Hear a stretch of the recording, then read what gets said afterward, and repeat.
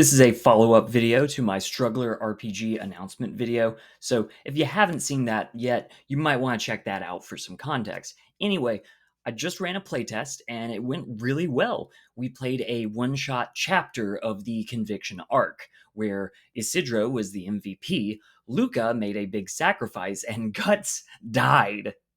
And it was a lot of fun, especially because I was playing with three friends who had little to no prior knowledge of Berserk, so it was interesting for me to see their own interpretations of these characters, as well as their shocked reactions when I passed them over a manga page to see from the Conviction arc.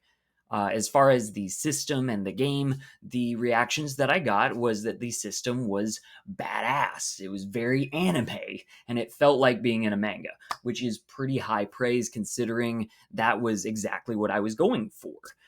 The system might not be balanced in the typical sense, but that's intentional so that whichever character has the page feels like they're living up to that fantasy. The use of panels as actions seemed to be the standout. Everyone agreed that this little word change immediately put them in the mindset of a manga and helped them contextualize their turn and the flow of combat. Every combat scene we had took only 2 rounds before being decided and moving on to either a new phase or a new scene. Reactions were a little more mixed on the dice system. Ideally, you would be able to display all the dice on your sheet and add or remove them as you're taking wounds or getting help from your allies.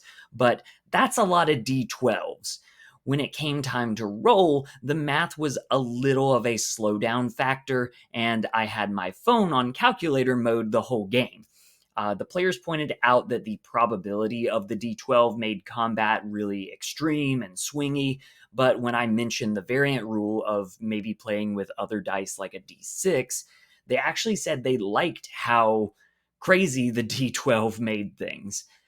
In future playtests, I definitely want to play around with the dice variant and see if another way as the default might be better. The players also liked the consequence table, and one character did face a double dose of consequences when Luca went back to save Isidro from the heretic mob. Luca's player rolled on the table 4 times and chose for Luca to be ransomed and violated. Now, I was expecting this to be the most divisive aspect of the game since I'm essentially putting an SA mechanic in my role playing game, but I made the offer to exclude this consequence option and everyone kept it in. So when the moment came, everyone felt it was appropriate and we didn't linger on things beyond the implication. This was definitely a fade to black moment after the decision was made. I hate that this happened to Luca, but it was a result of her player's choices and the dice, and since Luca survived the entire encounter, unlike Guts, who got insta-deathed in the last moments, it means that the player could work to resolve this consequence and how it affects Luca in the broader story, and that's very in line with the source material of Berserk. The players also enjoyed the causality system, but felt it was too lightly implemented.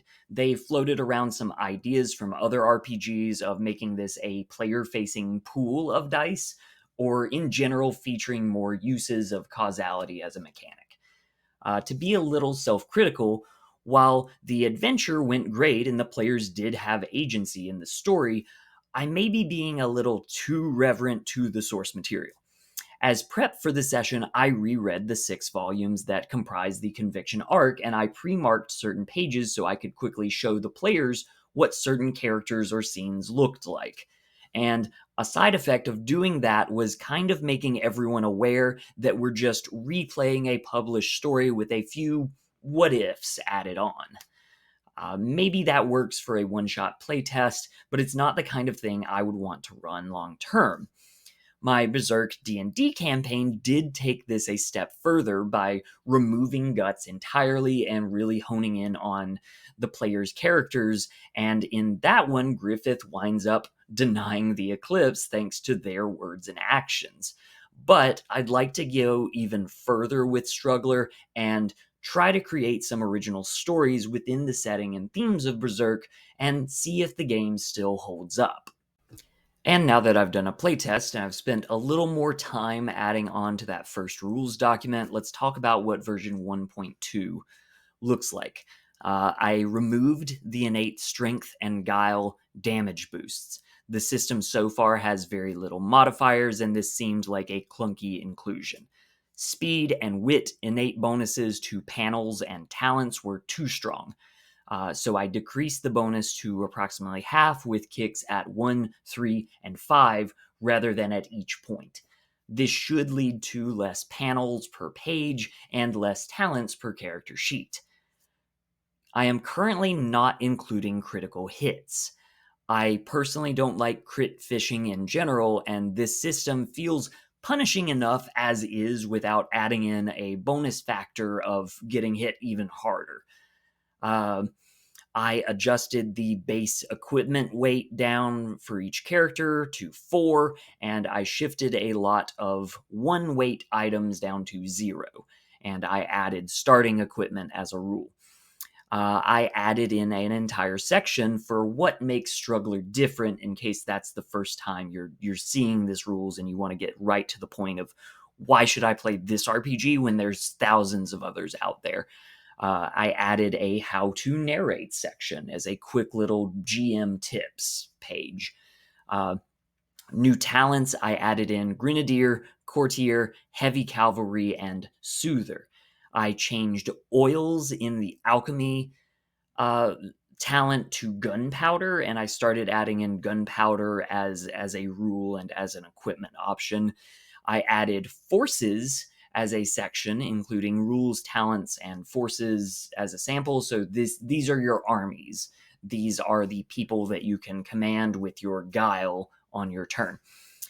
And I reformatted the variant rules into green sidebars. Really simple. So what now? I had originally planned on releasing weekly devlogs as YouTube shorts for you guys to see my progress on this game, but now I don't think that's truly what I want.